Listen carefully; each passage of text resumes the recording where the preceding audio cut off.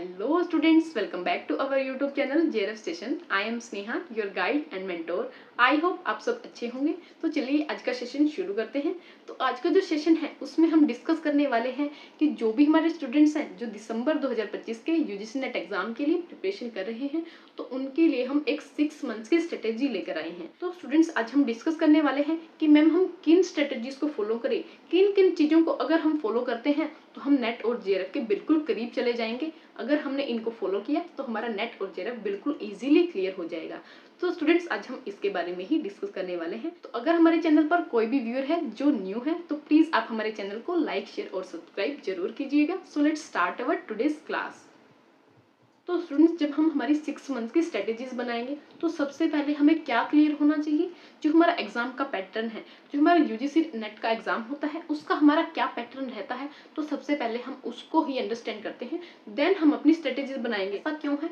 क्योंकि स्टूडेंट्स सबसे पहले आपको पता तो हो कि आपको करना क्या है, कि आप क्या क्या चीज़ों को करोगे, तभी तो उसके लिए स्ट्रेटेजी बनाओगे। जब आपको यही नहीं पता कि क्या है जो मैं करने वाली हूँ, तो उसको सबसे पहले आपको पता होना चाहिए। हमारा जो एग्जाम पैटर्न है तो उसको ही हम एक बार डिस्कस कर लेते हैं। तो जो हमारा एग्जाम पैटर्न है उसमें एक पेपर 1 होता है, एक होता है पेपर 2। जो पेपर 1 होता है वो हमारा कॉमन होता है और जनरल होता है, सबके लिए सेम होता है जितने भी हमारे यूजीसी नेट के एस्पिरेंट होते हैं। नेक्स्ट अगर हम बात करें हमारे पेपर 2 की, वो सब्जेक्ट स्पेसिफिक होता है, मतलब जिस स्टूडेंट के पास जो सब्जेक्ट में स्पेशलिटी है। अगर किसी स्टूडेंट के पास कॉमर्स है, हिंदी है, पॉलिटिकल साइंस है, इंग्लिश है, तो उन स्टूडेंट्स के वो अपने स्पेसिफिक पेपर होते हैं पेपर 2। अगर हम पेपर 1 की बात करें, पेपर 1 में होते हैं हमारे 50 क्वेश्चन जो हमारे 2 मार्क्स के ईच होते हैं। तो हमारा जो पेपर 1 है वो कंप्लीट हमारा 100 मार्क्स का होता है। नेक्स्ट अगर हम बात करें पेपर 2 की, पेपर 2 में हमारे 100 क्वेश्चंस होते हैं, वो भी हमारे 2 मार्क्स ईच होते हैं। मतलब हमारा जो पेपर 2 है वो 200 मार्क्स का होता है। तो अगर हम टोटल क्वेश्चंस की बात करें हमारे एग्जाम में, वो होते हैं हमारे 150 क्वेश्चंस जो 2 मार्क्स ईच होते हैं। मतलब हमारा जो कंप्लीट एग्जाम है वो 300 मार्क्स का होता है। नेक्स्ट अगर हम बात करें कि इसकी टाइमिंग क्या रहती है, जो हमारा एग्जाम है वो 3 आवर्स की टाइमिंग में कंडक्ट करवाया जाता है, या फिर अगर हम बोले तो 180 मिनट्स में हमें 150 क्वेश्चंस को अटेम्प्ट करना होता है। नेक्स्ट अगर हम बात करें कि हमारा जो एग्जाम है मैम वो ऑफलाइन कंडक्ट होता है या फिर ऑनलाइन कंडक्ट होता है। हमारा जो एग्जाम है वो ऑनलाइन कंडक्ट होता है सीबीटी मोड में, मतलब कंप्यूटर बेस्ड हमारा ये टेस्ट होता है। और स्टूडेंट्स हमारे लिए एक खुशखबरी ये है एग्जाम में कि यहाँ पर कोई भी नेगेटिव मार्किंग नहीं है। तो आप कितने भी अपने क्वेश्चंस को अटेम्प्ट कर सकते हो। मैं तो कहूंगी आपको सारे के सारे क्वेश्चंस को अटेम्प्ट करना चाहिए, क्योंकि यहाँ पर कोई भी नेगेटिव मार्किंग नहीं है। तो अब स्टूडेंट्स आपको ये डाउट क्लियर हो गया होगा कि कुछ स्टूडेंट्स के मन में ये रहता ना कि ये पेपर 1 क्या होता है, पेपर 2 क्या होता है। तो आज आपका ये डाउट क्लियर हो गया होगा कि पेपर 1 आप सबके लिए सेम रहता है, जबकि पेपर 2 आपका सब्जेक्ट स्पेसिफिक होता है। तो स्टूडेंट्स अब आप जब अपनी 6 मंथ्स की स्ट्रेटेजी बनाओगे तो उसमें सबसे पहली हमारी यही स्ट्रेटेजी रहेगी कि आपको एग्जाम पैटर्न को अच्छे से एनालाइज कर लेना है। नेक्स्ट अगर हम बात करें हमारी क्या स्ट्रेटेजी रहेगी कि हमारा जो सिलेबस है पेपर 1 में हमारी 10 यूनिट्स रहती है, पेपर 2 में भी हमारी 10 यूनिट्स रहती हैं। तो अब जो हमारी पेपर 1 है या फिर पेपर 2 है उसकी जो भी हमारी यूनिट्स हैं उनके सिलेबस को हमें अच्छे से अंडरस्टैंड कर लेना है, क्योंकि अगर हमने हमारे सिलेबस को अंडरस्टैंड नहीं करा तो हम अपनी प्रिपरेशन को अच्छे लेवल तक नहीं ले पाएंगे। तो अब उसमें जब हम अपने सिलेबस को अंडरस्टैंड करेंगे तो हमें क्या करना है, एक इंपॉर्टेंट चीज मैं आपको बता रही हूँ, लिख लीजिए, आप अपने नोट्स बना लीजिए इस चीज को, कि आपको प्रिंटेड फॉर्म में अपने पेपर 1 की 10 यूनिट्स और पेपर 2 की 10 यूनिट्स को निकलवा लेना है। ऐसा मैं इसलिए कह रही हूँ क्योंकि जब आपके पास एक आपकी कॉपी होगी, प्रिंटेड फॉर्म में आपका सिलेबस होगा, तो आप अपने सिलेबस को अच्छे से एनालाइज कर पाओगे कि आपने किस यूनिट को कर लिया, किस यूनिट में हमारा क्या टॉपिक रह गया, और किस यूनिट में अब हमारा जो टॉपिक है उस रिलेटेड अब हमें और ज्यादा उस पर फोकस करने की जरूरत है। तो स्टूडेंट्स आपको इस चीज का ध्यान रखना है कि प्रिंटेड फॉर्म में आप अपने सिलेबस को निकलवा लेना, ताकि आप अपने सिलेबस को और ज्यादा अच्छे से अंडरस्टैंड कर पाओ। नेक्स्ट अगर हम बात करें कि जब हम अपने सिलेबस को एनालाइज करेंगे तो हमें आइडेंटिफाई कर लेना है हमारे वीक एरियाज और स्ट्रॉन्ग एरियाज को। ऐसा इसलिए जरूरी है क्योंकि स्टूडेंट्स क्या करते हैं, अब हमने सिलेबस को तो अंडरस्टैंड कर लिया लेकिन मुझे ये नहीं पता कि मेरा वीक एरिया कौन सा है और मेरा स्ट्रॉन्ग एरिया कौन सा है, क्योंकि इन दोनों को आइडेंटिफाई करे बिना मैं अपनी स्ट्रेटेजीज को नहीं बना सकती, अपने सिलेबस को मैं अच्छे तरीके से नहीं कर पाऊंगी। तो स्टूडेंट्स आपको ये ध्यान रखना है, जब आप पेपर 1 करोगे, पेपर 2 करोगे, 10-10 यूनिट्स रहती हैं, तो उसमें आपको अपनी यूनिट्स को आइडेंटिफाई कर लेना है कि कहाँ पर मुझे थोड़ी प्रॉब्लम आएगी, कौन सी ऐसी यूनिट है जिसमें मैं थोड़ा कमजोर हूँ, मुझे और ज्यादा एफर्ट्स लगाने की जरूरत है। ऐसा इसलिए है स्टूडेंट कि जैसे आपको पता चल गया कि मेरी बिजनेस स्टैटिस्टिक या फिर रिसर्च मेथड की यूनिट थोड़ी वीक है, या फिर बिजनेस फाइनेंस की जो यूनिट है, इनकम टैक्स की यूनिट है, थोड़ी मेरी वीक है। अब मुझे इस बात की नॉलेज हो गई है तो अब मैं क्या करूंगी, इस यूनिट पे और ज्यादा फोकस करूंगी। क्योंकि स्टूडेंट अब ऐसा नहीं है कि आप इन यूनिट्स को छोड़ दोगे, क्योंकि हमारी हर एक यूनिट की अपनी इंपॉर्टेंस रहती है। आप उनको बिल्कुल भी नहीं छोड़ना चाहिए, क्योंकि हमारी हर यूनिट बहुत ज्यादा इंपॉर्टेंट रहती है जब हम अपने एग्जाम की तैयारी को करते हैं। क्योंकि एनटीए ने ऐसा कुछ भी डिसाइड नहीं कर रखा कि अगर हमारी 10 यूनिट्स हैं तो हर यूनिट से वो 10 क्वेश्चंस ही पुट करती है। तो आप मान के चलिए कि आपने क्या करा, अपने इनकम टैक्स की यूनिट को छोड़ दिया जब आपने अपने एग्जाम की प्रिपरेशन को करा। अब इनकम टैक्स को छोड़ दिया और आपके एग्जाम में आपको 15 से 17 क्वेश्चन इनकम टैक्स के ही देखने को मिल गए। अब क्या होगा, 15 से 16 क्वेश्चन आप मान के चलिए आप वहीं पे फेल हो जाओगे उनको करने में। तो प्रॉब्लम किसको होगी, एनटीए को नहीं होगी, आपको होगी। तो स्टूडेंट्स आपको ये अच्छे से ध्यान रखना है कि हमारी वीक यूनिट्स कौन सी हैं और हमारी स्ट्रॉन्ग यूनिट कौन सी हैं। नेक्स्ट अगर हम बात करें, जब हम अपने सिलेबस को अंडरस्टैंड करेंगे कि हमें बेसिक्स से क्लियर करते चलना है। कुछ स्टूडेंट्स क्या करते हैं, रट्टे मारने लग जाते हैं बिना कुछ कंसेप्ट की क्लैरिटी के। अपना जो भी वो टॉपिक्स है उनको अच्छे से अंडरस्टैंड करे बिना वो क्या करते हैं, चीजों को याद रखना शुरू कर देते हैं। तो स्टूडेंट्स आपको ये बिल्कुल भी नहीं करना है। तो नेक्स्ट अगर हम बात करें, आपको किस चीज पर ध्यान रखना है, अपने बेसिक्स को क्लियर करना है। मतलब जो कंसेप्ट की क्लैरिटी है ना, उस पर आपको बहुत ज्यादा वर्क करना है। क्योंकि स्टूडेंट क्या करते हैं, कई बार वो रट्टे मारना शुरू कर देते हैं, एडवांस चीजों तक पहुंच जाते हैं, वो डिफिकल्ट चीजें करना शुरू कर देते हैं, लेकिन उनका बेसिक्स उस टॉपिक से रिलेटेड क्लियर ही नहीं हो पाता। तो एनटीए कोई जरूरी नहीं है कि आपको सारी चीजें ही डिफिकल्ट पूछे। तो जो हमारा एग्जाम का पैटर्न है ना स्टूडेंट्स, उसमें 40% ईजी होता है, 40% हमारा मॉडरेट और 10 to 20% हमारा डिफिकल्ट लेवल होता है। तो अब मान के चलिए डिफिकल्ट तो हमारा 10 to 20% ही है। मतलब आपका बेसिक्स क्लियर होना जरूरी है, क्योंकि आपको वहां से बहुत सारे क्वेश्चंस देखने को मिल सकते हैं। तो स्टूडेंट्स आप जब अपने सिलेबस को एनालाइज करोगे, सिलेबस को आप कंप्लीट करना शुरू करोगे, जो भी हमारे टॉपिक्स हैं, यूनिट्स हैं, उनको करना शुरू करोगे, तो इस बात को आपको गांठ बांध लेना है कि हर टॉपिक्स को आपको बिल्कुल डीप में अंडरस्टैंड करना है। बिल्कुल शुरुआत से हर एक टॉपिक को अच्छे से करना है। कंसेप्ट की क्लैरिटी आपके माइंड में होनी चाहिए। विदाउट कंसेप्ट क्लैरिटी आप नेट या जेआरएफ तक नहीं पहुंच पाओगे। तो ये हमारी थी सेकंड स्ट्रेटेजी कि आपको अपने सिलेबस को अच्छे से क्लियर कर लेना है। नेक्स्ट अगर हम बात करें, हमारी थर्ड स्ट्रेटेजी क्या रहेगी जब हम अपनी 6 मंथ्स की स्ट्रेटेजी को बनाएंगे। उसमें हमारी जो थर्ड स्ट्रेटेजी रहेगी कि आपको पीवाईक्यू को प्रैक्टिस करना है। अब मैं ऐसा इसलिए कह रही हूँ क्योंकि जो हमारा जून 2025 का एग्जाम था वो पीवाईक्यू बेस्ड ही था। मतलब जिन्होंने अच्छे से अपने पीवाईक्यू को लगा लिया था ना, 4-5 सालों के पीवाईक्यू की प्रैक्टिस कर रखी थी, तो उनको बहुत ज्यादा परेशानी नहीं आई होगी अपने एग्जाम को अटेम्प्ट करने में। तो स्टूडेंट्स आप इस एग्जाम को जब आपने एनालाइज करा होगा तो आपको इस चीज से ये पता चल गया होगा कि पीवाईक्यू हमारे हमेशा इंपॉर्टेंट रहने वाले हैं, उनकी इंपॉर्टेंस कभी भी कम नहीं होगी। तो आप इस चीज को अपने दिमाग में बिठा लीजिएगा। विदाउट पीवाईक्यू आप अपने जेआरएफ या नेट को नहीं कर पाओगे। तो जितना ज्यादा हो सके आपको पीवाईक्यूज की प्रैक्टिस करनी है। अब ऐसा इसलिए है क्योंकि स्टूडेंट्स अगर आपने पीवाईक्यू की प्रैक्टिस करी, ऐसा नहीं है कि आपने क्या करा कि किसी क्वेश्चन था उसने आपको प्रैक्टिस करा और ठीक है वहीं तक आपका काम खत्म हो गया। अब जब आप क्या करोगे, पीवाईक्यू को प्रैक्टिस करोगे, तो जिस टॉपिक से पीवाईक्यू आया उस टॉपिक के चारों तरफ 360 डिग्री में आपको घूम जाना है कि मतलब कहाँ कहाँ से एंटी और क्वेश्चन पूछ सकते हैं इस टॉपिक से। तो आपको उस टॉपिक को बिल्कुल अच्छे से कर लेना है। जो रिलेटेड हमारे कंसेप्ट हैं उस टॉपिक के, उनको भी आपको बिल्कुल अच्छे से क्लियर कर लेना है। कि क्या पता स्टूडेंट्स एनटीए ने इस बार इस टॉपिक के इस पोर्शन से क्वेश्चन पूछे हो, लेकिन नेक्स्ट टाइम वो उसके दूसरे पोर्शन से क्वेश्चन पूछ ले। तो आपके लिए पीवाईक्यू वेरी इंपॉर्टेंट है। जिन रिपीटेड टॉपिक से पीवाईक्यू आ रहे हैं उन टॉपिक्स को भी आपको आइडेंटिफाई करना जरूरी है। कि आप क्या करोगे, टॉपिक्स को आइडेंटिफाई करोगे जहां से हमारे पीवाईक्यू लगातार पूछ रही है एनटीए 4-5 सालों से। तो ये भी स्ट्रेटेजी को आपको फॉलो करना है। अब आपको क्या करना है, उन यूनिट्स को भी आइडेंटिफाई करना है कि जहां पर ज्यादा पीवाईक्यू रिपीट होते हैं। मतलब जहां पर क्या होता है कि ऐसा नहीं है कि हम सारा सिलेबस करें, हम क्या कर सकते हैं, आइडेंटिफाई कर सकते हैं उन टॉपिक्स को जो रिपीट हो रहे हैं। क्योंकि स्टूडेंट्स कुछ हमारी यूनिट है जो कुछ वाइड हो सकती हैं, थोड़ी वास्ट हो सकती हैं, लेकिन अब क्या कर लो आप उन यूनिट्स में, अब आप सारे सिलेबस को करने के बजाय आप ये देख लो ना इन टॉपिक से हमारे पीवाईक्यू रिपीट हो रहे हैं। मैं सारे सिलेबस को करने की बजाय उन टॉपिक को आइडेंटिफाई कर लूं कि जहां से मेरे पीवाईक्यू आ रहे हैं, 3-4 सालों से लगातार पूछे जा रहे हैं एनटीए के द्वारा। तो ये थी हमारी थर्ड स्ट्रेटेजी कि आपको जितने ज्यादा हो सके प्रैक्टिस करना है पीवाईक्यू को। नेक्स्ट हम बात करते हैं रिवीजन की। अब जब हम अपने सिलेबस को करेंगे, ऐसा नहीं है कि आज मैंने जो भी काम करा और उसको छोड़ दिया, नेक्स्ट डे मैंने फिर काम करा उसको छोड़ दिया, ऐसा नहीं करना। जिस दिन जो भी आप काम करोगे उसको जितना ज्यादा रिवाइज करोगे आपके माइंड में वो उतना ज्यादा फिट होता चला जाएगा।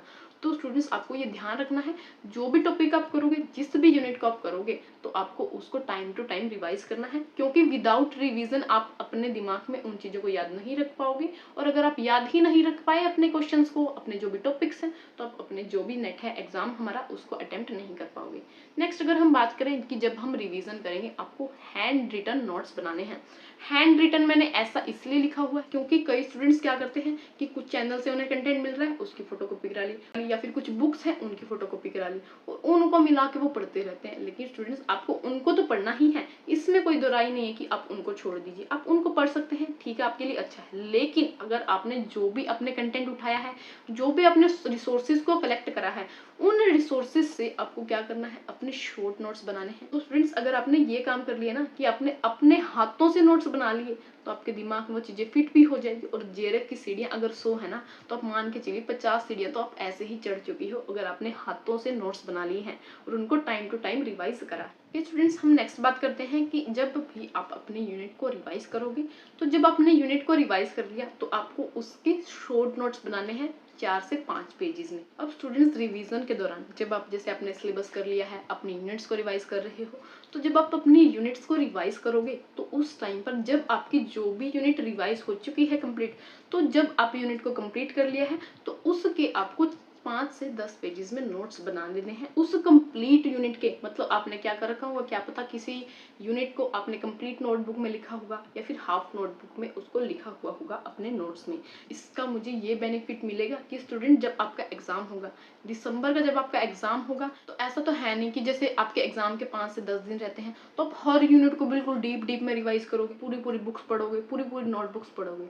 तो ऐसा उस टाइम पर आप नहीं कर सकते, और अगर आप करोगे तो आप बिल्कुल बेवकूफ होगे। क्योंकि स्टूडेंट्स अगर आप कंप्लीट यूनिट को पढ़ने बैठोगे, आपके पास इतना टाइम नहीं हो। आप कंप्लीट यूनिट को क्या करो, अपनी कंप्लीट नोटबुक से रिवाइज करो, क्योंकि आपके पास उस टाइम 20 यूनिट्स होती हैं पेपर 1 और पेपर 2 की मिलाकर। तो अगर आप क्या करोगे, एक यूनिट पे आपने बहुत ज्यादा टाइम इन्वेस्ट कर दिया और एक यूनिट के आप पढ़ भी नहीं पाए अपने एग्जाम से पहले, तो उस टाइम आपको बहुत ज्यादा डिफिकल्टी आने वाली है। तो ये डिफिकल्टी आपके लिए ना आए उस टाइम पर, तो मैं इसके लिए एक बिल्कुल अच्छी स्ट्रेटेजी बता रही हूँ कि जब भी आप अपने यूनिट्स को रिवाइज करोगे, कि जब आपकी कंप्लीट हो चुकी है एक यूनिट, तो आप उसको क्या करो, 5 से 10 पेजेस में कवर कर दो। कि जैसे हमारी क्या होती है, बिजनेस एनवायरनमेंट यूनिट है, उसकी कुछ हमारी थ्योरीज आती है इंटरनेशनल ट्रेड की, जैसे हमारी कुछ थ्योरीज होती हैं, कंपैरेटिव कॉस्ट एडवांटेज की थ्योरी है, या फिर प्रोडक्ट लाइफ साइकिल की थ्योरी है, पोर्टर के नेशनल कंपेटिटिव एडवांटेज की थ्योरी है। तो जैसे हमारी जितनी भी थ्योरीज हैं, हमने क्या करा, उनको एक पेज में कवर कर दिया कि जैसे हमारी थ्योरी है, उसका क्या नाम है, कब वो थ्योरी दी, और उसकी मेन क्या की फीचर्स हैं। बिल्कुल छोटा छोटा आपने बिल्कुल शॉर्ट नोट्स की फॉर्म में बना देना है। तो इसका आपको बहुत ज़्यादा बेनिफिट मिलेगा कि जैसे आपका कुछ टेस्ट होगा, आप क्विज अटेम्प्ट करोगे, या फिर आप यूनिट की रिवाइज, आप यूनिट वाइज क्या कर रहे हो, पीवाईक्यू लगा रहे हो, तो उस टाइम पे भी आपको इसका बहुत ज़्यादा बेनिफिट मिलेगा। तो स्टूडेंट्स आई होप कि आपके लिए बहुत ज़्यादा ये स्ट्रेटेजी काम करेगी। और स्टूडेंट्स अगर हम नेक्स्ट बात करूँ, आपको एवरीडे रिवाइज करना है, ऑलरेडी मैंने इसको डिस्कस करा है, ताकि आप अपने माइंड में उन चीज़ों को फिट कर सको और उनको अच्छे से बहुत लॉन्ग टाइम तक याद रख सको। तो अब हमारी नेक्स्ट स्ट्रेटेजी आ जाती है, जो है हमारी वेरी इंपॉर्टेंट स्ट्रेटेजी, कि आपको मॉक टेस्ट को अटेम्प्ट करना है।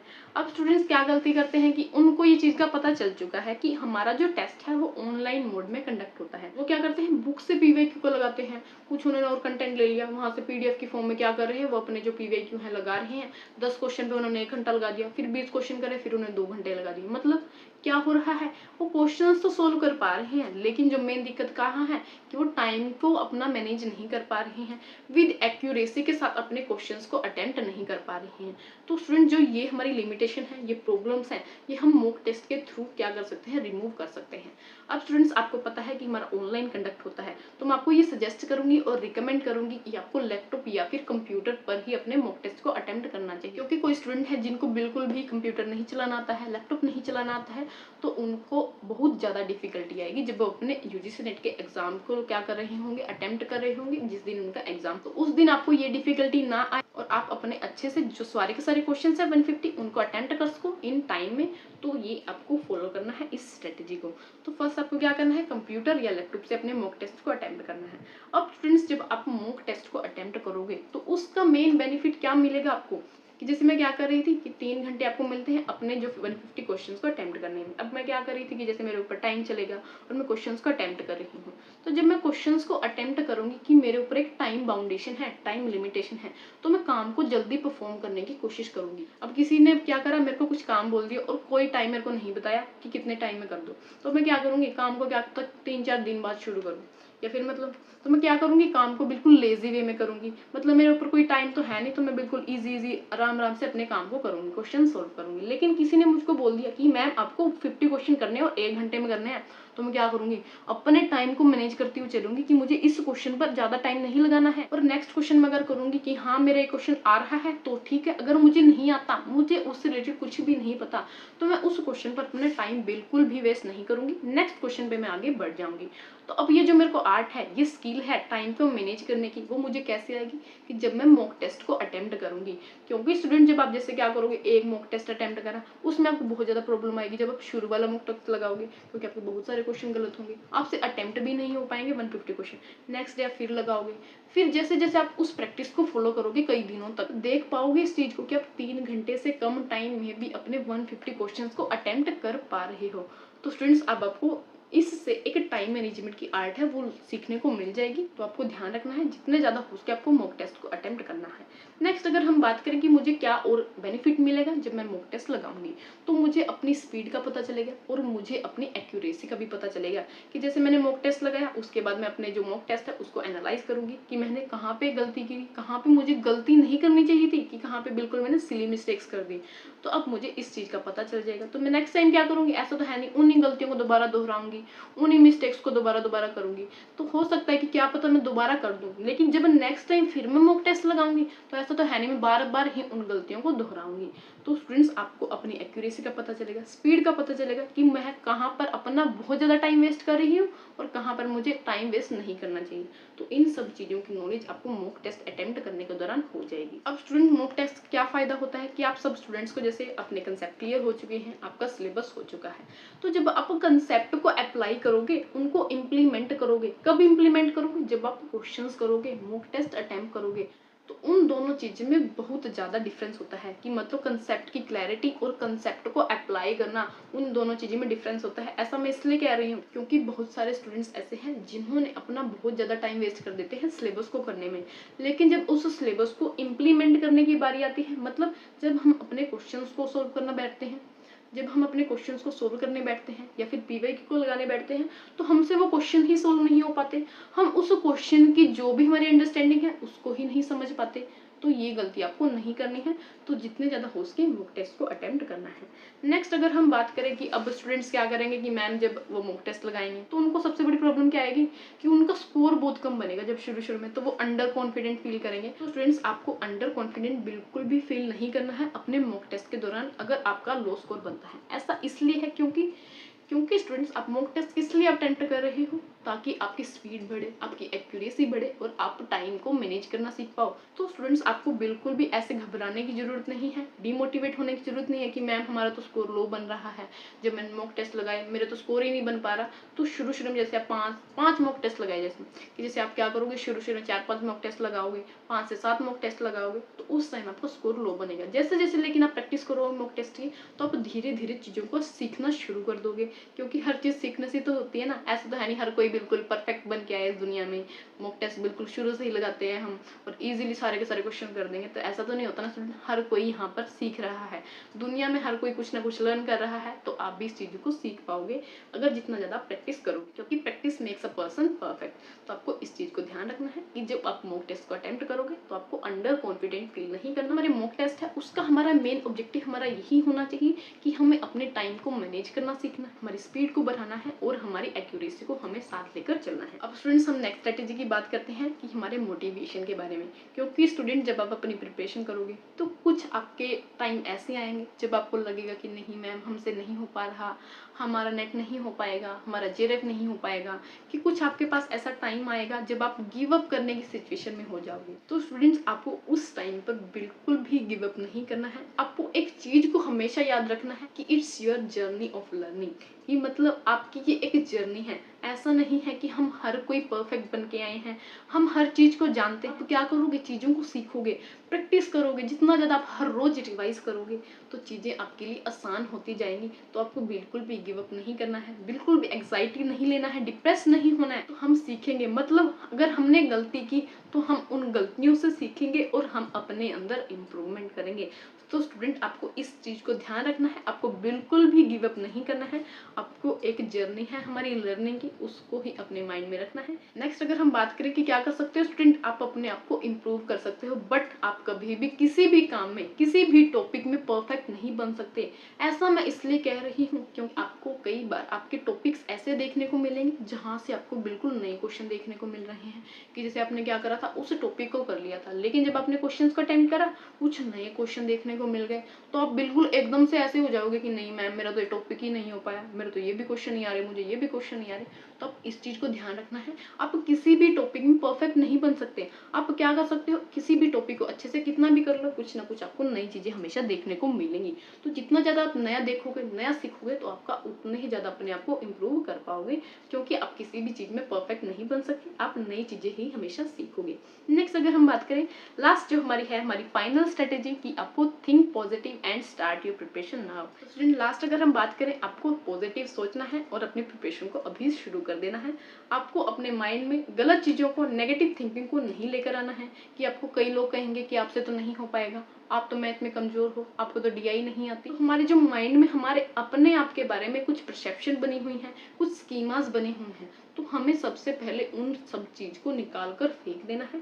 हमें एक न्यू जर्नी की शुरुआत करनी है। तो स्टूडेंट्स, अब जो भी हमारे वीक एरियाज हैं, तो अब हमें उनको अपने स्ट्रॉन्ग एरियाज में कन्वर्ट करना होगा। वो पॉसिबल है और हम इसको पॉसिबल भी जरूर बनाएंगे। विद प्रैक्टिस करेंगे, रिवीजन करेंगे और टाइम टू टाइम हम PYQ लगाएंगे और मॉक टेस्ट को अटेम्प्ट करेंगे। सो आई होप स्टूडेंट, आपको आज का जो सेशन है वो बहुत अच्छा लगा होगा। मैंने बहुत ज़्यादा मेहनत करी है इस सेशन को आपके लिए लेकर आने में। अगर आप ऐसे ही हमारी और वीडियोस चाहते हैं तो प्लीज़ आप हमारे चैनल को लाइक, शेयर और सब्सक्राइब कीजिएगा। हम आपके लिए और ज़्यादा इनोवेटिव और क्रिएटिव वीडियोस लेकर आएंगे। Thank you.